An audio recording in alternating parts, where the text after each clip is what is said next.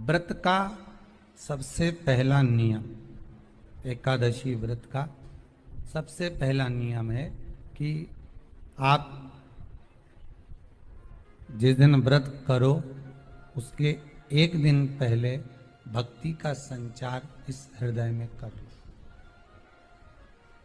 भक्ति का संचार इस हृदय में कर लीजिए। जिस दिन आप व्रत करो, जैसे एकादशी का व्रत कर रहे हो तो दशमी के दिन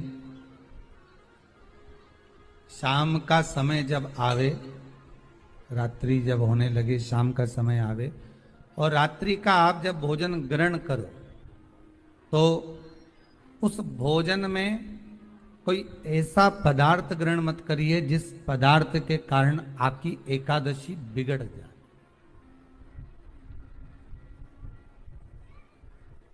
एकादशी का दूसरा नियम बहुत ध्यान से सुनिएगा। जिस दिन आपकी एकादशी का व्रत हो उस दिन प्रयास करिएगा कि अपने हाथ से किसी भी वृक्ष की कोई पत्ती टूटे ना। अपने हाथ से किसी भी वृक्ष की, पौधे की, किसी भी वृक्ष की पत्ती अपने हाथ से ना टूटे। बहुत ध्यान दीजिएगा महाराज। एकादशी का ये दूसरा नियम है कि अपने हाथ से किसी पौधे की, किसी वृक्ष की, किसी डाली की कोई पत्ती टूटे ना, कोई पत्ती ना टूटे, इसका प्रयास करिए। यहां पर तीसरे नंबर का जो, चौथे नंबर का जो उपाय बताया है, उपवास करने का जो नियम बताया, उसमें वर्णन किया एकादशी के दिन अगर आपका व्रत है तो आप भूलवश भी डब्बे में रखी हुई रोटी गाय को ना देते हुए कुछ थोड़ा सा फल, फलहार, कोई केला, कोई सेब, जो आप खाते हो, अंगूर, पपीता, जो आप ग्रहण कर रहे हो, उसका थोड़ा सा भाग आप गाय को प्रदान करो।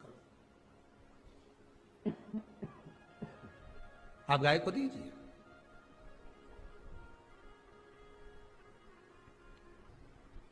रोटी ही दिए, डब्बे में से निकाल के ले गई, गाय आई है रोटी देना, देव मना नहीं। बाकी के दिन आप आपके बेटे से कह दो रोटी दिया बेटा जा, पर आप अपने हाथों से, आपका व्रत है तो आप फलाहार आप कर रहे हो तो फलाहार का ही दान गौ माता को दीजिए। पांचवा वर्णन किया चतुर्थ भाव में, बन सके जितना एकादशी के दिन भगवान का ओम नमो भगवते वासुदेवाय का जाप करें या अपने गुरु मंत्र का स्मरण करें, या जो मंत्र आपके हृदय में समाहित हो, श्री शिवाय नमस्तुभ्यम, ओम नमः शिवाय, राम कृष्ण शिव, जो मन पड़े उसका भजन करें, पर दिल से करें। जितनी देर करते बने उतना देर करें। माला पकड़ने की भी जरूरत नहीं कि माला पकड़ के बैठता हूं तो घट की जिब्या से जप लो नहीं जी, वही उतना में ही पूरा हो जाए, वही बहुत। महाराज पांचवा नियम कहा, जिस दिन आपका व्रत रहे किसी निंदक से बात ना करें। निंदक जानते हो? भाई दूज के दिन, दिवाली की जो भाई दूज होती है ना, होली दिवाली की जो दूज होती है, उनमें ऐसा गोबर का भाई दूज बनाते हैं और पास में एक चुगल खोर भी बना है और चुगल खोर के ऊपर ऐसा भाटा धर दे, एक पत्थर। अब तुम्हारे उधर रखे कि नहीं रखे हमें नहीं मालूम रहे हो, जितने आस्था पे सुन रहे हो, पर हमारे इधर तो ऐसा रहता है, गोबर का भाई बहन बनाए और उसकी पूजन करे, उसके पास में गोबर का चुगल चोर भी बनाए, उसके ऊपर भाटा धर। कथा वर्णन कर रही है, निंदक से बात ना करें। मान लो किसी ने आकर आपको निंदा कर भी दी तो तुरंत सूर्य नारायण भगवान का दर्शन करें और 3 बार उनका दर्शन कर कर नेत्र बंद करें, तब जाकर वो निंदा जो अंदर गई है, अंदर पवित्रता प्रदान करेगी, तब जाकर एकादशी का व्रत लगेगा। पहले तो प्रयास करो, अगर जो निंदा करने आता है ना तो उसको उस दिन एकादशी वाले दिन दरवाजे पे लिख दो कि चुगल चोर। फिर कहा जीव की हत्या ना करे, अगला नियम है, अपने द्वारा जीव की हत्या ना हो, प्रयास करना। किसी को कष्ट ना हो। 18 नियम में से एक नियम और, प्रयास करिएगा एकादशी जब भी करें तो द्वादशी से जुड़ी हुई करें, दशमी से जुड़ी हुई एकादशी कम करें। जो वैष्णवों की एकादशी कौन सी होती है? जो एकादशी द्वादशी से जुड़ी हो, दशमी से नहीं। दशमी से जुड़ी हुई एकादशी व्रत कहलाती है और द्वादशी से जुड़ी हुई एकादशी पुण्य फल प्रदान कर कर वैष्णवों को भगवान के चरण में छोड़ आती है। इसलिए एकादशी द्वादशी से जुड़ी हुई होना चाहिए। वैष्णव एकादशी। फिर अगला वर्णन किया गया महाराज, शास्त्र कहता है, अगला वर्णन जो किया गया उसमें बताया, प्रयास करें जिस दिन एकादशी हो उस दिन घर में बुआरी झाड़ू आदि जो लगती है वो दूसरा लगा ले। क्यों? उसका वर्णन है, अगर आप बुआरी लगाएंगे, झाड़ू लगाएंगे, पोछा लगाएंगे तो हो सकता है कोई जीव आपके हाथ के द्वारा मर जाए। अब एक बार ये कथा हमने काशी में कह दी थी। क्या करोगे? सारे व्रतों में केवल एक व्रत ऐसा होता है एकादशी का जिसका उद्यापन पहली एकादशी पर भी कर सकते हो।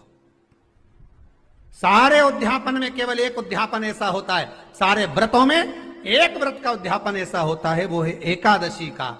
ये जरूरी नहीं कि 26 पूरी होगी तभी तुम करोगे, या तो पहली में ही कर लो या फिर 26 पूरी हो तब कर। पर उद्यापन, अब तुमको ऐसा लगे कि हाँ मैं अभी तो जीऊंगी हो, अभी तुम्हारा बाल भी धोला नहीं हुआ, तुमको ऐसा लगे तो अभी तो मैं तो बढ़िया,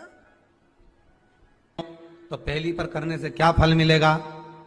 तो एकादशी की नियमावली कहती है, अगर मान लो आपने पहली एकादशी पर भी उद्यापन कर लिया, इसके बाद में जितनी एकादशी करोगे वो सारी तुम्हारे खाते में जुड़ती जाएगी। मतलब बैंक में खाता खोल लो, ठीक है?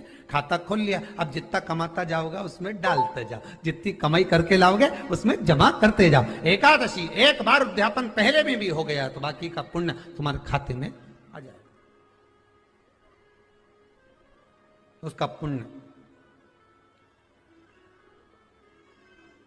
एकादशी का उद्यापन बड़े महीने में माघ शुक्ल एकादशी के दिन, माघ का महीना हो, शुक्ल पक्ष की, जम के बोलिए, एकादशी हो, प्रयास करना कि आप उद्यापन करें, भले 5, 10, 11, 12 जितनी एकादशी हो जाए, 26 हो जाए तो ज्यादा अच्छी है, नहीं तो आप करें तो माघ महीने की शुक्ल पक्ष की एकादशी के दिन आप उद्यापन करें।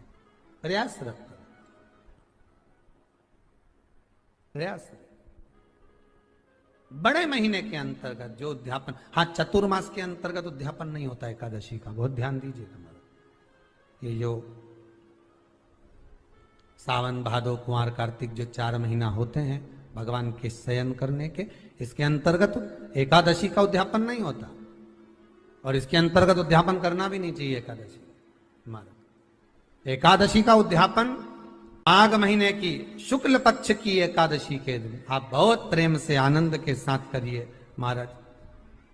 परंतु एकादशी के उद्यापन में सबसे ज्यादा अगर कुछ जरूरी होता है तो 24 तरह का नैवेद्य जरूरी होता है। कितने तरह का? 24 तरह का नैवेद्य। अब आप कहोगे गुरुजी उद्यापन हम कर रहे हैं एकादशी का, तो उसमें तो फलहार का हमें नैवेद्य बनाना चाहिए। तो फिर ये पुराण के अंतर्गत स्कंद पुराण में ये चीज लिखी है कि एकादशी का जब उद्यापन करते हैं तो 24 तरह का नैवेद्य बनाकर सिद्ध करते हैं। 24 तरह का नैवेद्य जान रख लेना, हलवा बना लो, खीर बना लो, पूड़ी बना लो, सब्जी बना लो, पकौड़ा बना लो, भजिया बना लो, ऐसे 24 तरह का नैवेद्य अलग अलग चाहिए। पर लोग क्या करते हैं, खोपरा पाक बनवा लेते हैं 1-2 किलो और 24 जगह रख देते हैं। स्वीकृत नहीं है। 24 तरह का नैवेद्य रखा जाता। महाराज एकादशी के दिन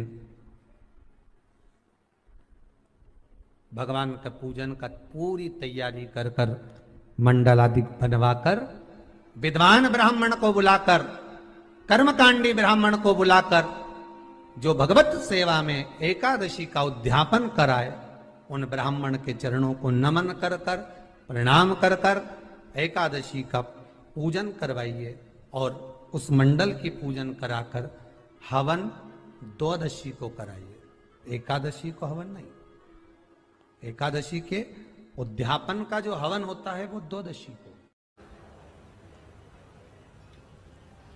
एकांत में रखा हुआ शिवलिंग, एकांत में रखे हुए शिव जी की पूजन 3 चीजें देती है। पहला, हमारी उम्र बढ़ाती है। दूसरा, बड़ी बीमारी शरीर में एकांत का शिवलिंग कभी नहीं आने देता।